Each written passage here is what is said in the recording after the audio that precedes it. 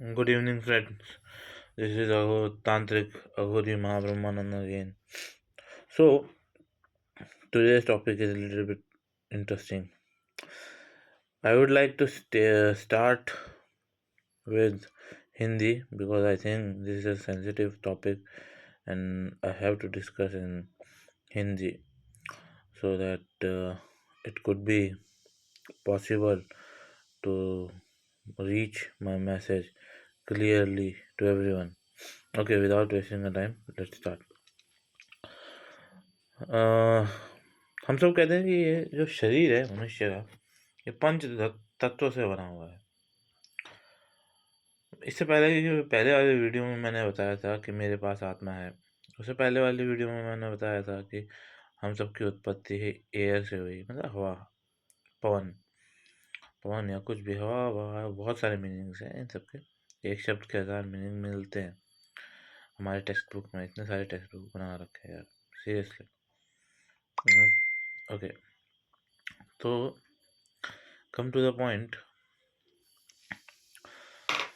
सबसे पहली चीज जो है अग्नि। अग्नि जला नहीं पाती एक लाश को, उसके लिए लकड़ी रखी जाती है, ये सब रखी जाती है हिंदू धर्म में। वो उसे जला ही नहीं पाती पूरी, वो अस्थियां ले आते हैं एक लाश को, तो अग्नि तो गई। पहला तो जो तत्व था शरीर का, वो अग्नि अग्नि गई। उसके बाद आता है जल, उसको विसर्जन करते हैं हम जल में, तो जल में वो घुलती नहीं है, वो नीचे जाके बैठ जाती है, या कुछ भी जल में घुलती घुलेगी ही नहीं। फिर आता है वायु। अब भाई वायु की एक ऐसी कल्पना थी कि वायु में चले जाएगा। वायु में क्या है, भस्म होती नहीं है सही से, तो वायु में घुलेगा कैसे? अग्नि, जल, वायु।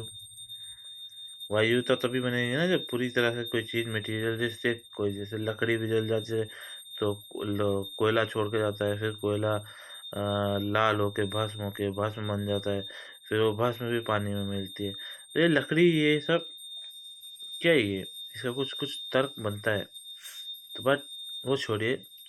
तो वायु भी गया। मट्टी, मूवी में ऐसे गाड़ के अस्थियां रख दो, या किसी को जैसे कहते हैं ना, अदर रिलीजियस में भूमि में गाड़ देते हैं उनको, तो वो भी कीड़े मकोड़े खा खा के फिर भी अस्थियां वैसी की वैसी ही बचती हैं। कोई रिसोर्सेज नहीं बनता, उनका कोई कोई बनता ही नहीं है, कोई चीज़ बनती ही नहीं है। अब आते ही आकाश। भाई इतनी बड़ी आकाश गंगा है, पहले लाश को ऊपर तो पहुंचाने के लिए कुछ चाहिए होगा ना, कुछ तो चल ही नहीं रहा। अग्नि से जल के भस्म नहीं हो रही, वायु उसे पहुंचा नहीं पा रही, फिर आकाश कहाँ से वहां पहुंचेगा? तो ये पंच तत्वों से जो बना हुआ है, वो तो यही डिपेक्ट करता है कि हमारी लाश कभी कंफर्टेबल है ही नहीं, और कहीं डिस्पोज होगी ही नहीं। तो फिर आत्मा क्या है? शरीर के अंदर में जो यहाँ पे दिखाते हैं कि यहाँ पे आत्मा का वास होता है, वो क्या चीज़ है? वो होता क्या है एग्जैक्टली? कभी देखा है आपने? ऐसे बैठे रहते हैं ऐसा ऐसा, वो क्या है? वो कौन सा जादू टोना है ऐसा?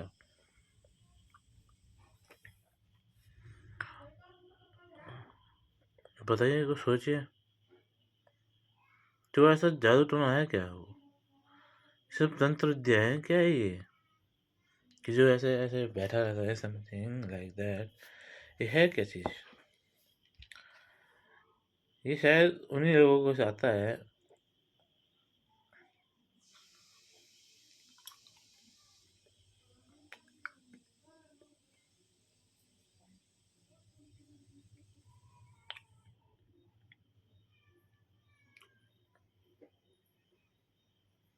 देखिए, मैं इसमें समक्ष हूँ आपसे, कि मेरे को नहीं समझ आता ये वाली बात कि वो हड्डी किस लिए है।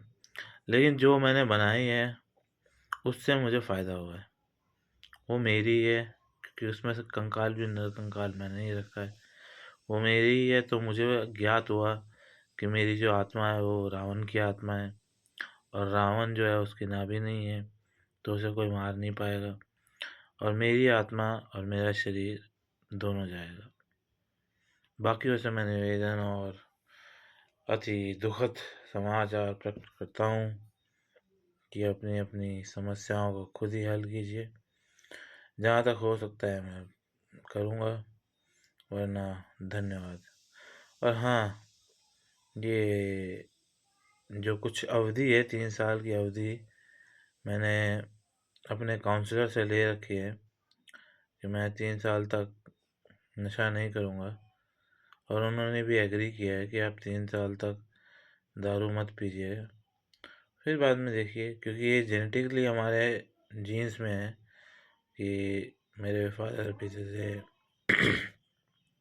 मेरी मदर के पापा पीते थे, मेरे फादर के पापा पीते थे, और मेरे फादर पीते थे, तो ये जीन्स में आ गया है। और दूसरी चीज़,